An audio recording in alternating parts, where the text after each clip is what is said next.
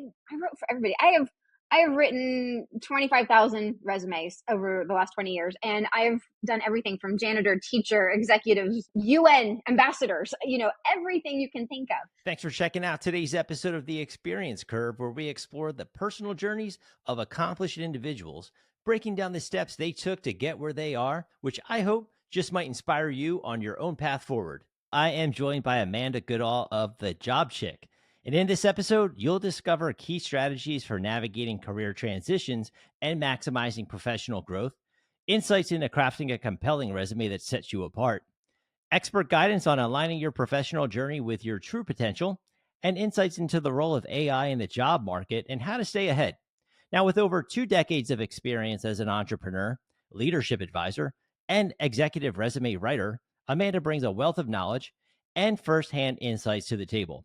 Her dynamic career trajectory, combined with a passion for empowering individuals to achieve their highest potential, makes her the ultimate mentor for anyone seeking to make a meaningful career advancement and create a life of fulfillment and success. So whether you're climbing the corporate ladder, charting a course in entrepreneurship, or just redefining your career trajectory, Amanda's expertise will empower you to navigate the ever-changing landscape of professional growth with confidence and clarity.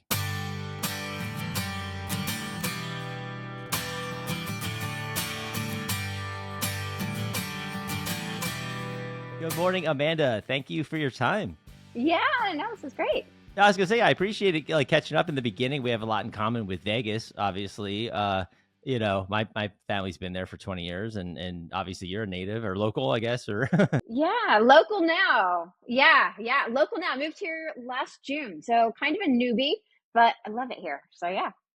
it's fun. Yeah, it definitely has a lot for everyone, I'd say. Now, where I grew up in Atlantic City, it was like, well, kids can't go in this casino at all, or there's no real entertainment around children. Now, Vegas seems like you can kind of go anywhere for anyone, any age, at any time. Kind of feels like that. Yeah, there's still like, the regular, 21 and up kind of things. But yeah, kids kind of go everywhere. My kids all came here kind of growing up as we traveled, and they all loved it. So yeah, we're those parents. Totally, totally. Well, how about you? Like the business you started, right? Which, like, at some point you had to realize, hey, I have this talent, right, for helping other people write these executive. Like, how did you fall into that of all things? Yeah, yeah. I was actually a copywriter. That's kind of how I started. I had my own business called Super Writer Girl, and I worked with a lot of, marketing departments and things like that. And as they would leave, they were like, "Hey, I'm going to a new job. Can you help me write a resume?" And I was like, okay, sure. I've never done that before, but sure. And just had more and more people asking me, and I was like, okay, this is kind of actually fun. And so I just kind of fell into it. It was never anything that I was like, this is what I want to be when I grow up. But it was a really great opportunity just to kind of dive into other things. I love writing, and being able to do something even more different on a daily basis and kind of navigate the job market, which has changed a lot in the last 20 years. That was just, yeah, it just kind of fell into it, and here I am.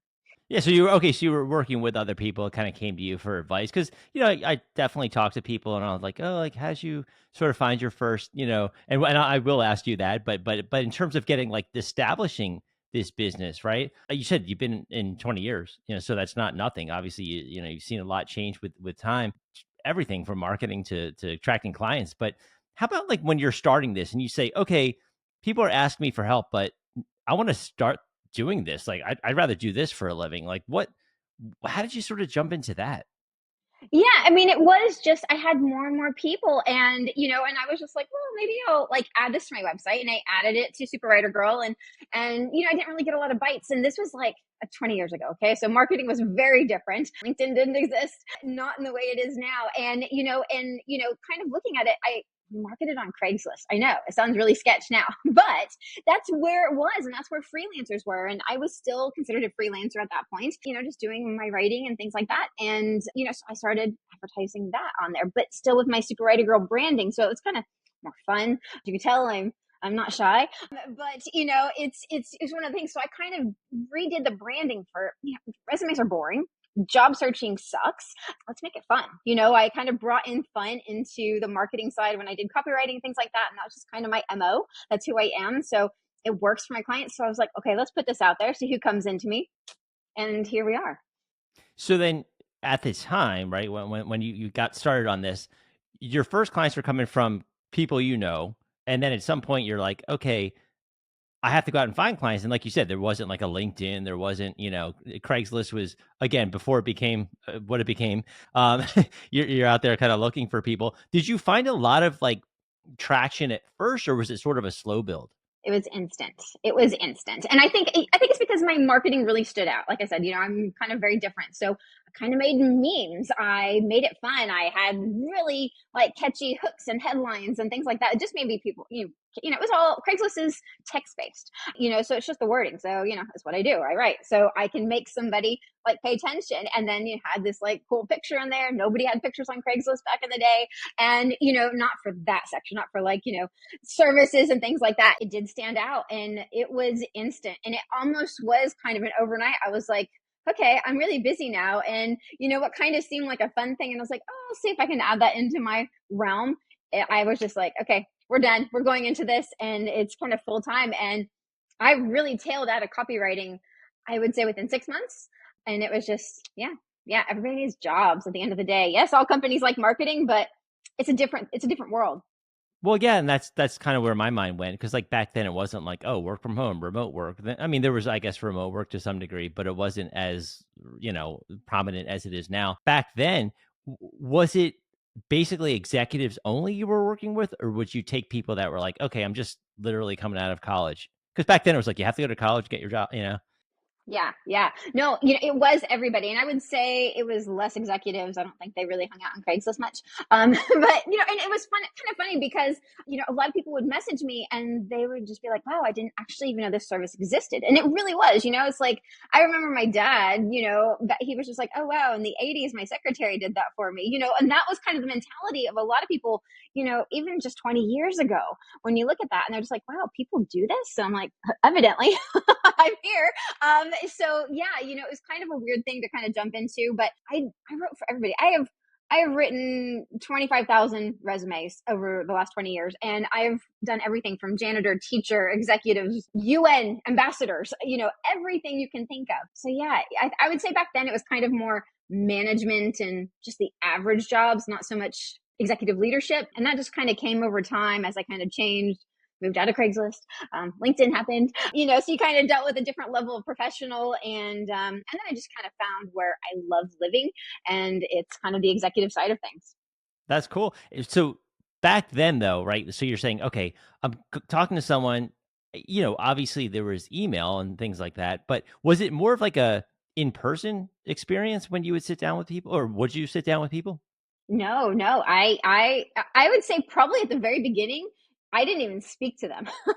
It was this weird thing. I mean, Craigslist was like, "Hi, can you do this? Here, I'll pay you half deposit." And it was this weird thing. I don't know.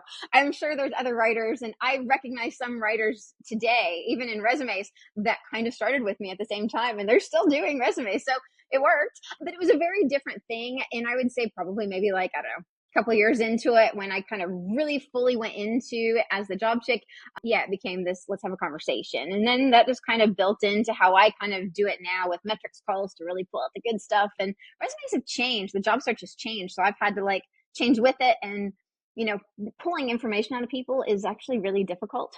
You'd think a lot of people want to brag about themselves, but they don't. So I gotta yank all those cool details out of them.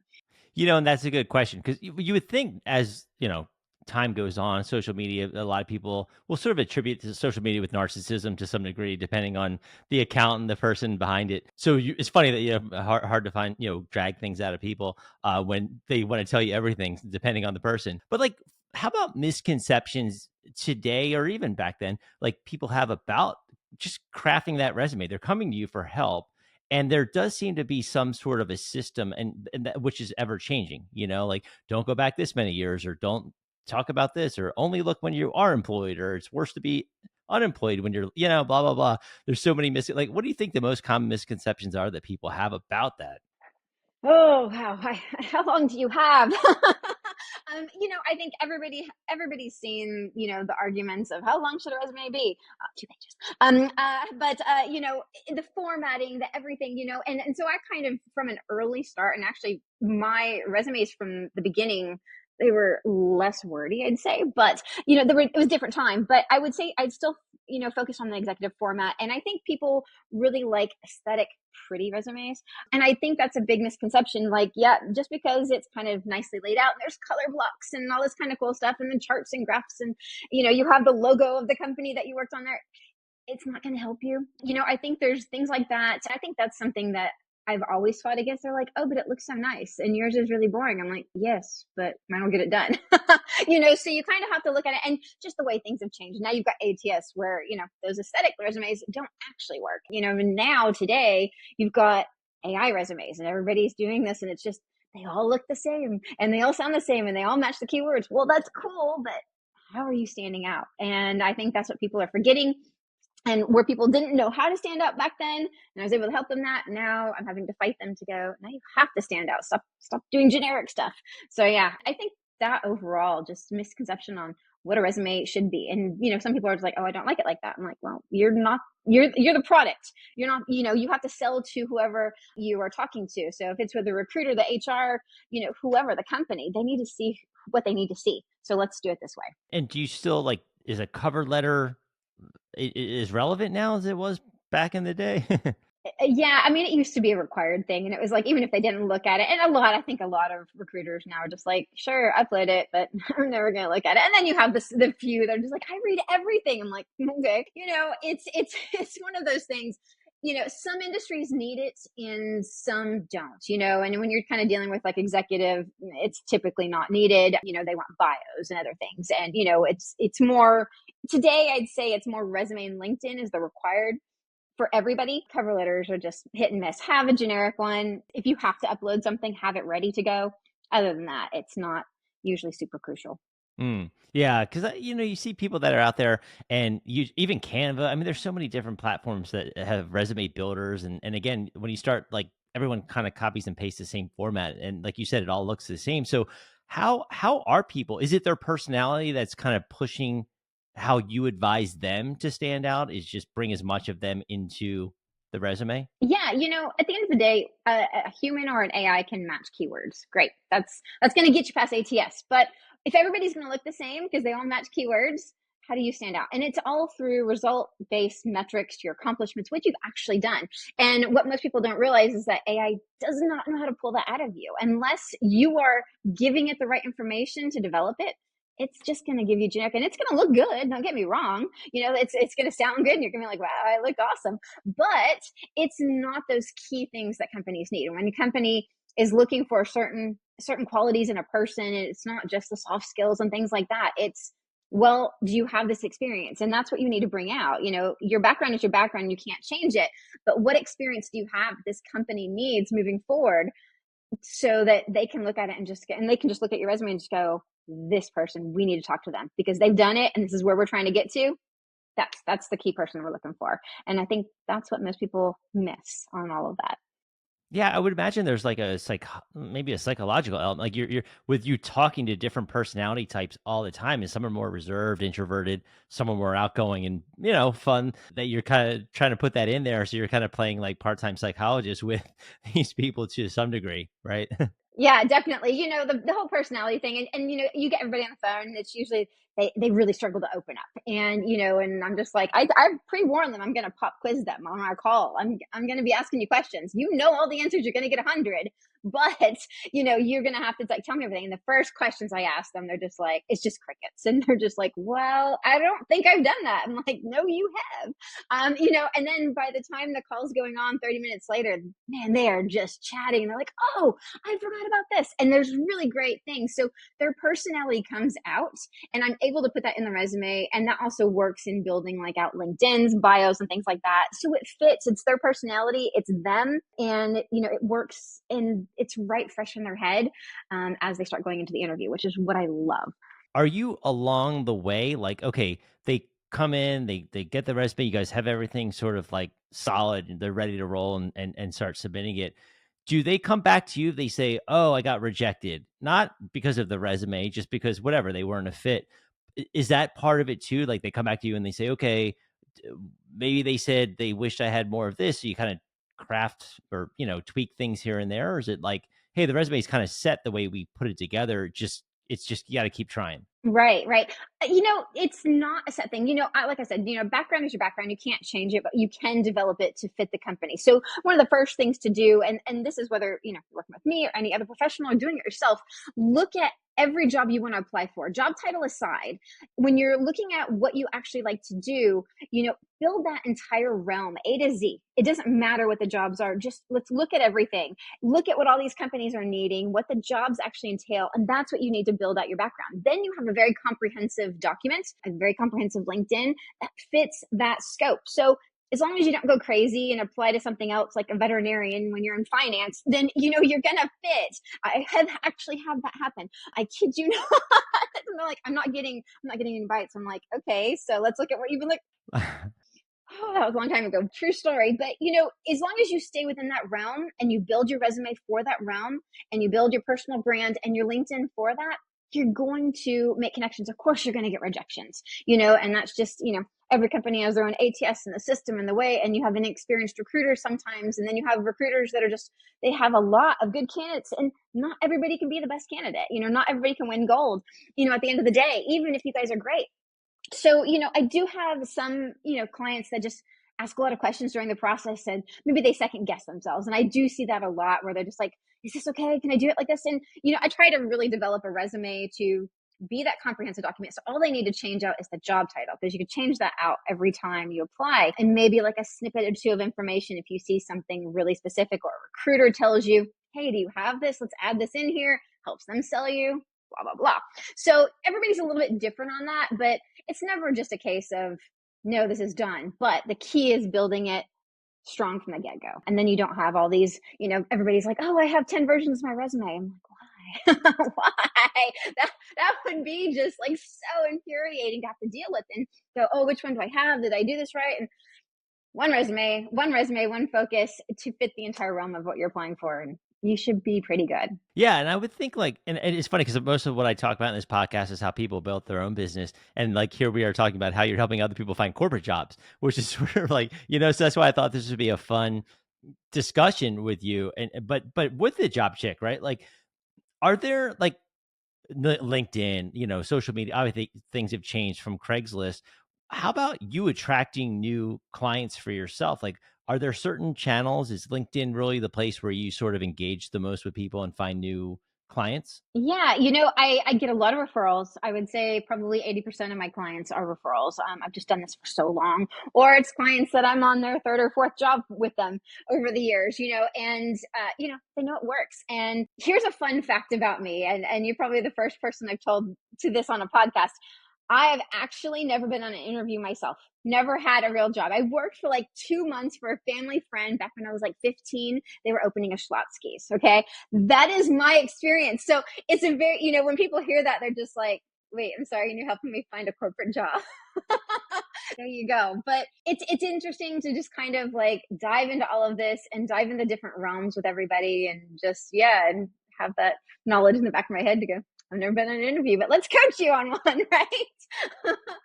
Honestly, a lot of, whatever it's NFL, they've never thrown a pass, right? Like these coaches. So sometimes, but they're like the mastermind behind the team and like, getting these wins, right? So like, that's kind of where, you fell into. There's nothing wrong with that, obviously, but that is pretty wild when you think people would say, okay, she has to be like, maybe she used to be a headhunter. Maybe she used to be whatever HR department, I would imagine, and that's where you're kind of pulling this sort of like expertise that you're kind of, passing along to others. Yeah. Yeah. No, it's actually interesting because I can actually talk to people and just go, I don't have the HR background. I'm not ingrained in that.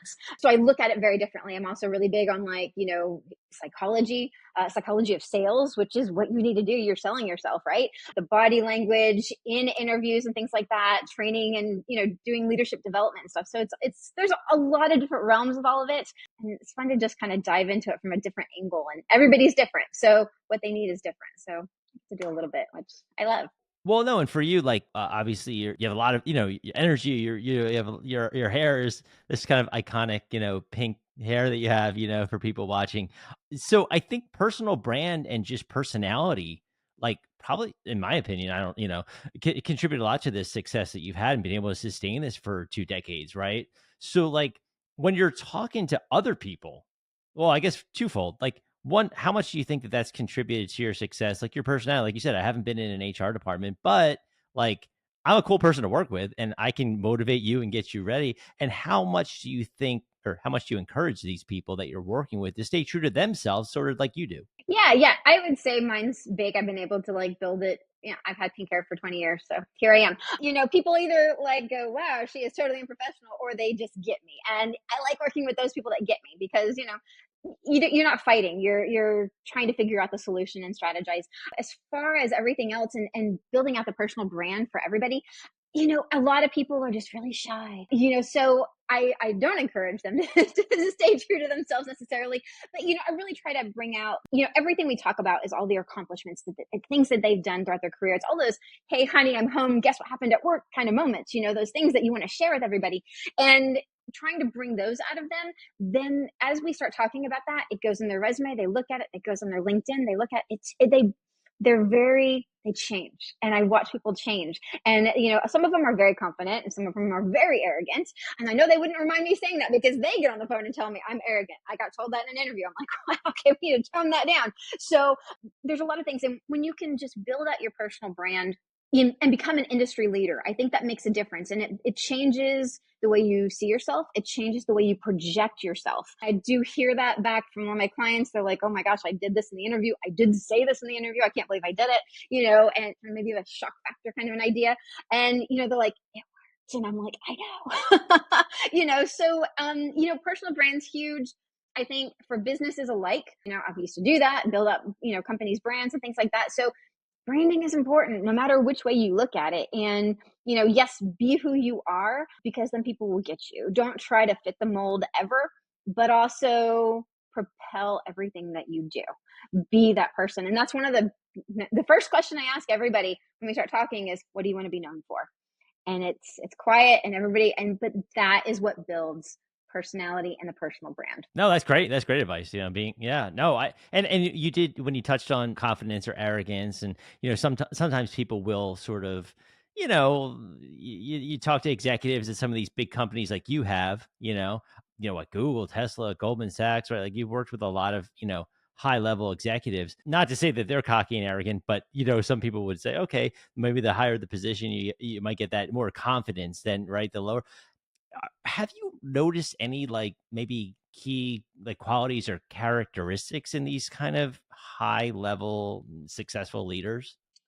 They are incredible at operations and coming up with ideas. Their strategy levels are like next level. And, I would say that's probably the number one thing I'd see in any type of senior management, director, operations, executive leader. Their strategy concepts are killer when you're starting to build that out and they're building it into their brand and just even in their leadership development, and we kind of bring that out, it changes everything. So a lot of executive leaders don't necessarily need my specific skill set because they are really good at what they do. We just kind of like tone in on some things and just kind of really focus. And maybe they're struggling with their team or they're at a new place or they're about to go to a new place and they're just like, okay, this is wow, how I want to be known. How do I do that? How do I kind of change what I've done before to kind of fit the culture of this company, and things like that? But yeah, I would say the number one thing is strategy and operations. They're killer at it. I mean, they gotta be, right? They're leading companies, kind of goes with that reason. But Yeah, no, that's got to be interesting because you have these people that are in these positions and are like, sometimes they just feel like a different level. You're like, how do their minds even work to, and that's why these companies run so well. I would imagine. yes, yeah, definitely, definitely. And then how about for you, like, again, you said you'd never really sat in the corporate world and had these jobs and all, but you are a mentor, right, to people. You also advise startups, founders on leadership and all that kind of good stuff. Like, how would you like sort of advise these entrepreneurs to avoid like say common pitfalls that in the startup world that they might come into? Yeah, yeah. With a lot of founders, honestly, they're really difficult to deal with leadership development at that stage. They know they're like when I had teenagers. They know everything, and I love them all. The number one thing I'd say with them is to make sure that you're building out a lean company from the get-go. And that really comes in where I kind of deal with a lot of founders is on talent development and advising, just how they're going to start building their teams. And, and again, I'm not in the HR realm. I don't want to be in the HR realm. More power to them, but it's not me. But I can help them plan what they need next, what skill sets, and kind of match up. So we're not overlapping. We're not just going, let's just slap this title on. We need all these titles. Well, maybe this person could do multiple things. So we kind of look at different things. That is the one thing I'd say for like any kind of young entrepreneur, somebody just starting a business, wanting to start scaling it and growing it out. Focus on your talents, because you probably don't need one of each. You need, some people with multiple skill sets, especially at the beginning. It's going to save you dollars. And yes, a lot of them want to like be able to deploy rapidly, but it's not always needed. So, talk to your VCs, angels, whatever, but think about it from a different angle, like keeping it lean, but getting it done.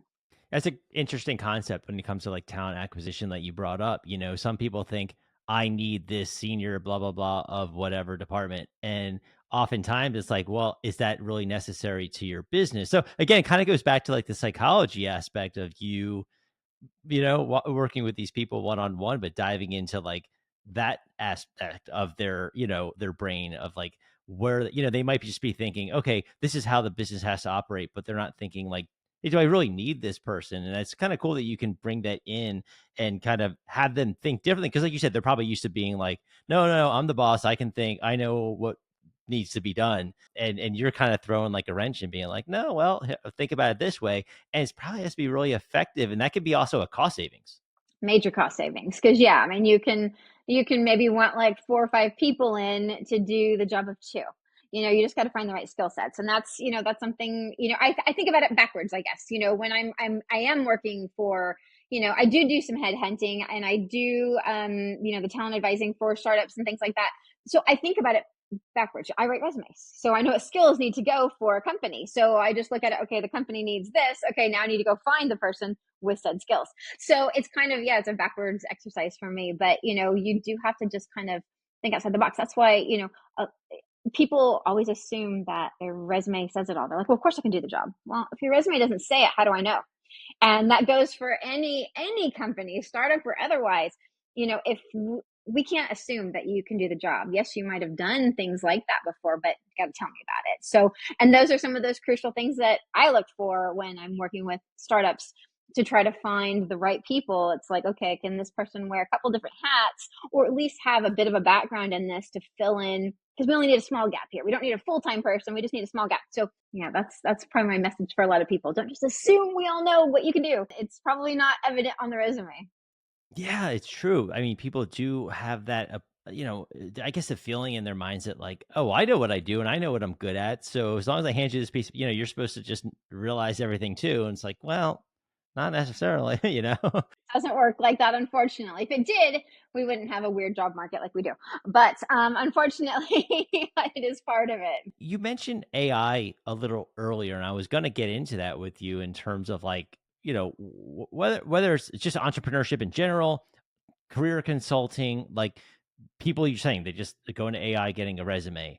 Right now, they can sense, or people like yourself for sure can sniff out like, all right, this was written by a bot or chat, whatever.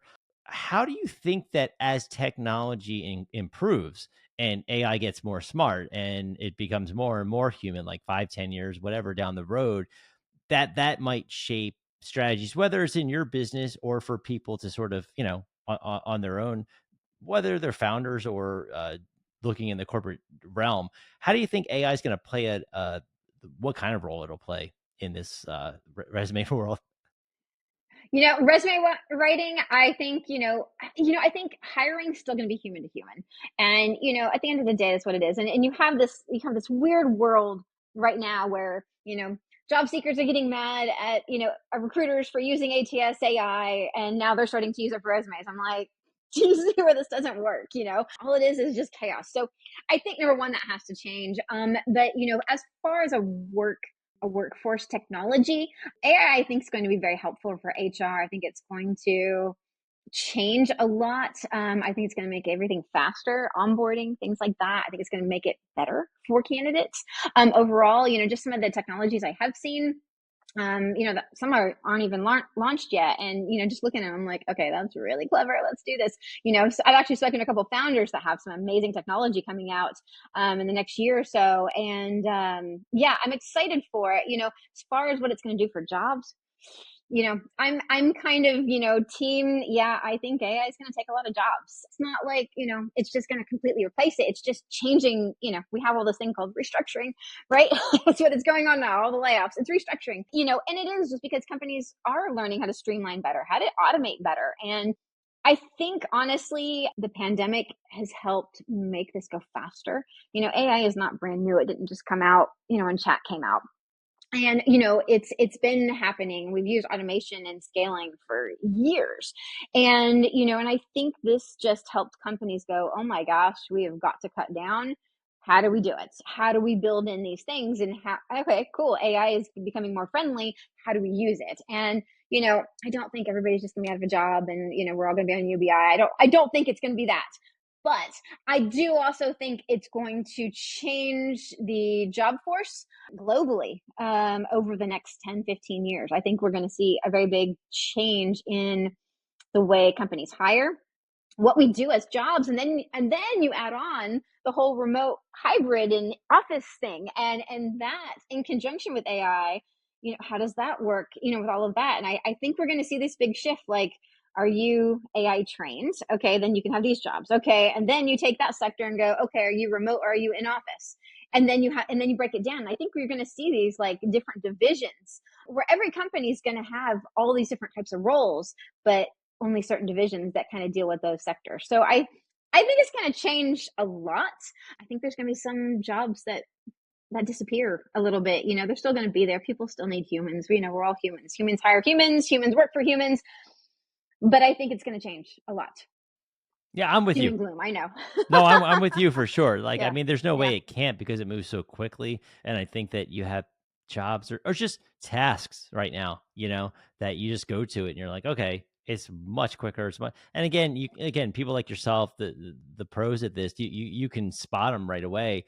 But to a lot of people who are not really savvy with it, they can't tell the difference. I don't think a lot of them. So when you're passing off something, whether it's just maybe like you say, copywriting, like here's a little blog piece about some whatever, or a food blog, right? Like, will they really know that AI wrote it? Maybe, maybe not, but when it starts to come into like this corporate world, and the white collar jobs, I think is when people start to be like, uh-oh.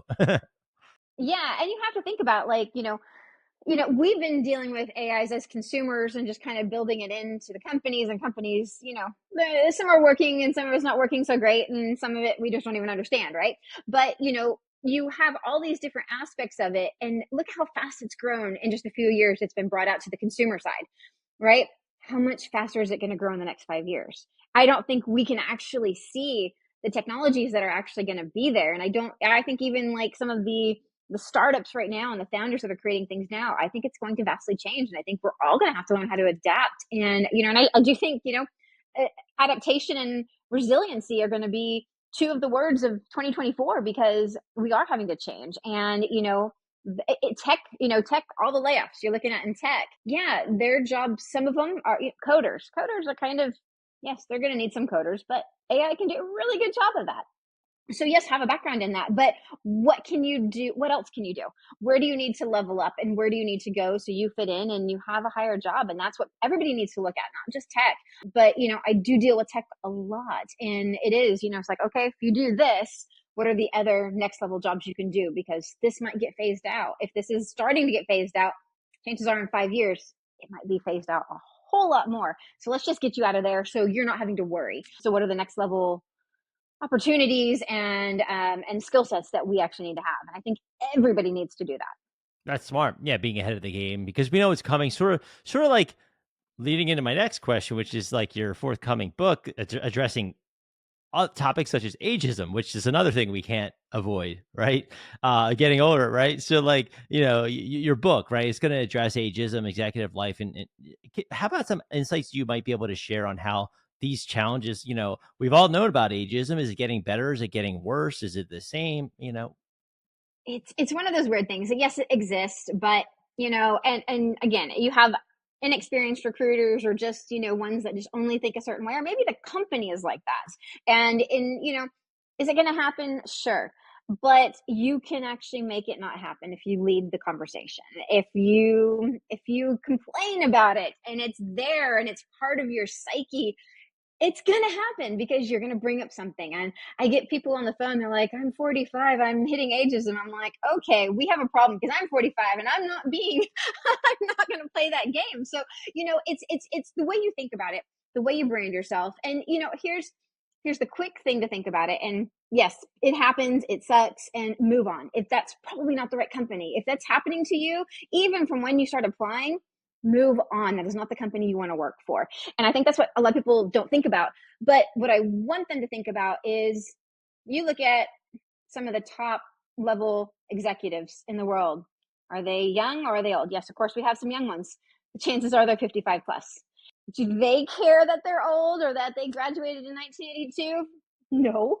They have experience. They know what they do. They're good at what they do. They are an industry leader. Go be that person too. If you are older and you have 20 plus years of experience, great, go make it work for you. Don't get bogged down by people that don't understand, or companies that are looking for youngers, or you're having that. You don't want to work for those companies. It's not going to be the right move for you. So build out who you are and don't be ashamed of it. Don't be ashamed of dates. If you leave them off, it's just a red flag. So you just shot yourself in the foot anyway. So it's like, you don't want them to think ageism, but you just did it yourself. I don't understand, the thing. So go be who you are. Just like top leader executives do the same thing. They're not like worried about, I graduated then, or I didn't graduate, or, you have all of those things. I'm pretty sure Bill Gates doesn't care. You know how old he is. He's just doing it. He's doing it. He's getting on and moving on, and he's doing his thing. And I get it. He's a company owner. It's a difference, but it's the same mentality. Go be who you are and find the right opportunities that way. Yeah, I remember like when I was younger, it was always like, oh, the person that has kids, they have kids. Oh, the kids are going to be an issue because they're going to have to leave early. Again, back it was probably more the mother. Oh, the mother, she has kids. Oh, should we hire her because she has you personally though have a large family, right? Like 6 kids and 3 bonus children.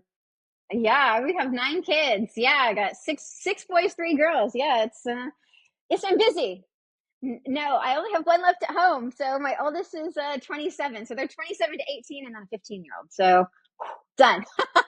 Raise them. Got it done early. Yeah, definitely. That's good because you've been able to be successful at what you've done alongside. So to me, this is kind of like showing people like, hey, Amanda's done this with literally 9 children. So like if she can build a business, right, like this and still sustain it 2 decades later, like how did you do that with juggling the professional and the family responsibilities, right? Like how did you do that? Yeah, I'm lucky. My husband is amazing. He's a consultant, and he also does like aviation record sales. So he's always home. So we are both like weird business geeks. We talk about business all day. It's our kids just look at us like, what's wrong with you as humans? What is wrong with you? But I don't think we ever really talk about anything but we're both here all the time. So we work off of each other. We help each other in different things, whether, and when the kids were all younger and I had to write, I'd be like, I came up with this thing because they just didn't understand it, especially when they're younger. And, my husband would just be busy with some other things or helping with the other kids with homework or whatever. And I came up with this thing where I was just like, I'm on an island and you can't get to me because there's sharks and lava in the water. And they're like, okay. So they would like peek into my room and they're like, Mommy, are you on an island? Yes. So, or I set a timer to go, I'm going to get off my island in this time, So, yeah, raising kids while doing this was challenging, but I also helped my oldest daughters, and actually most of my kids actually all were interested in like what I did. So I had big calendars, I'm a calendar person. I hate online calendars. And to this day, I'm still like, let's get a giant calendar. I have a big whiteboard calendar, like a 4x6 that I write everything on. But they used to all like to write down all my schedules for me. So I'd spell out the person's name and they'd write it on there and they'd use all these colored markers. So it was a bit of a mess. So it totally worked and they love seeing that part of it. So can men have it all with kids at home? Yes, they can. If it's in you, then you'll make it happen. At the end of the day, you'll make it happen. And I was going to ask you about your kids, but you sort of touched on that a little bit.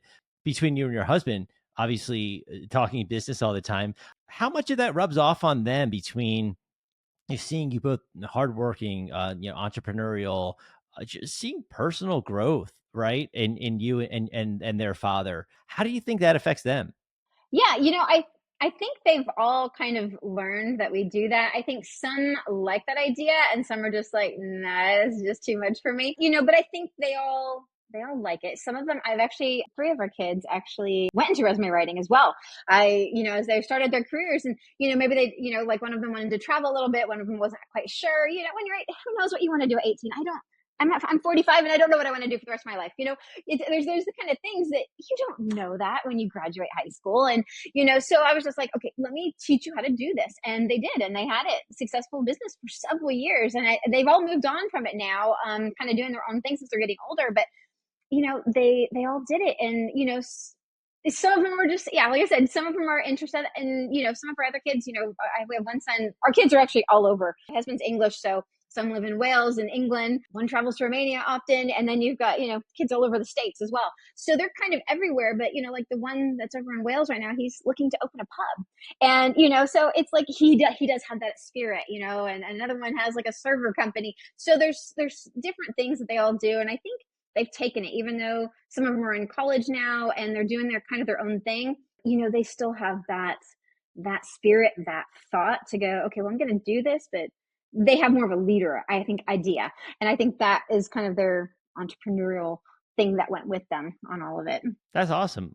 Yeah, I mean, they're not all gonna do the same entrepreneurial path, but like for those of us who like who are not your children, the advice for us that maybe like, hey, we feel stuck in like a current job, and but maybe they're just unsure of their potential. Like, do you have advice for that? Is it obviously it's more than just the resume, but it's working with someone like yourself to kind of figuring out like how to pull those, I guess nuggets out and just show people like, no, this is what this person's worth is. It's a lot more than they think, and here's why.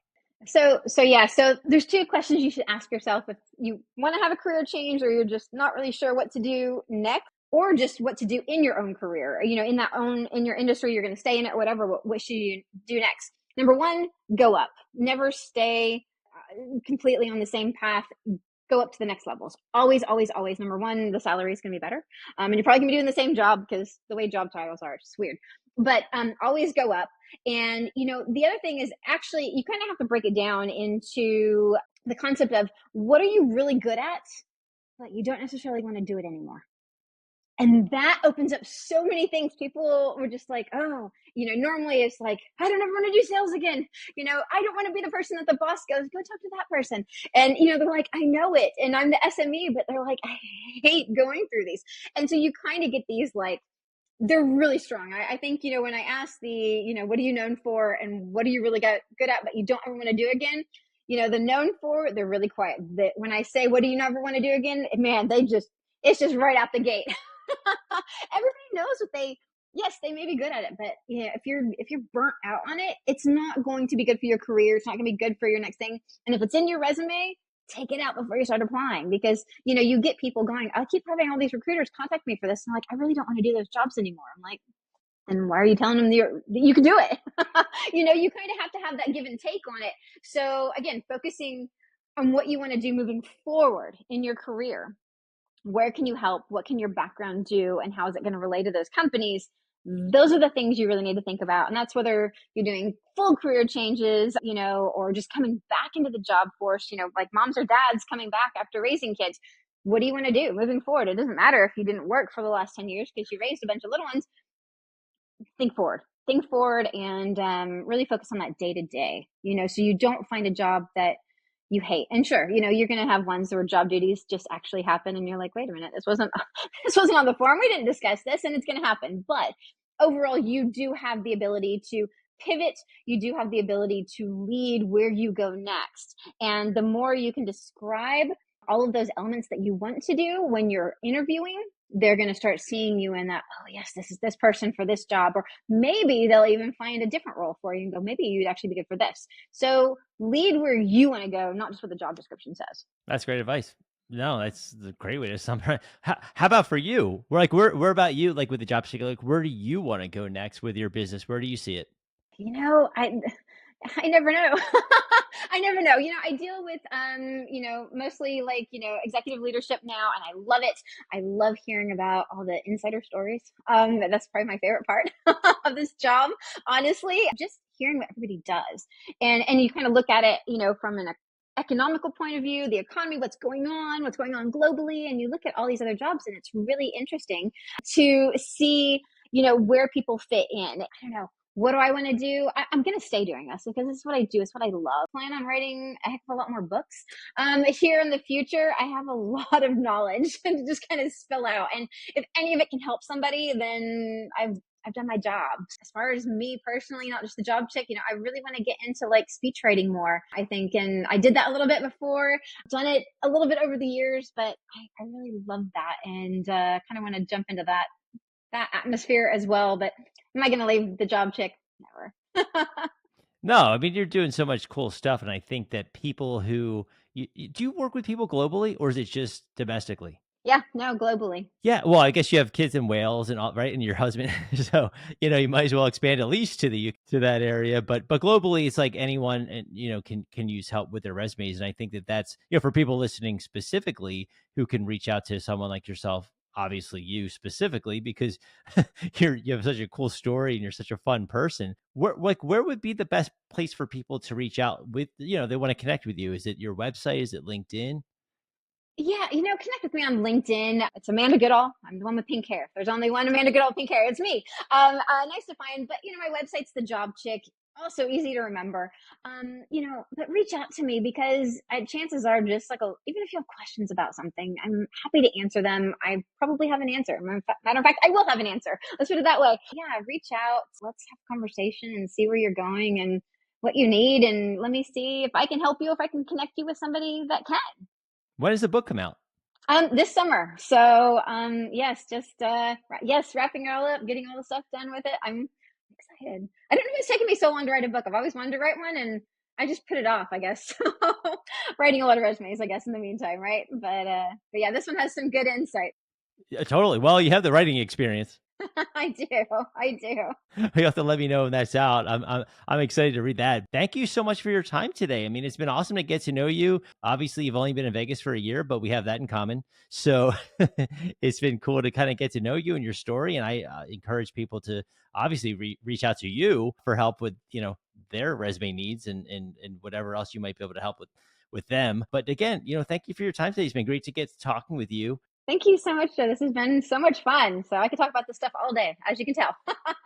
Thank you for taking the time to listen to this episode of Experience Curve. Please take the time to share this podcast with a friend or colleague to help get the word out about my show.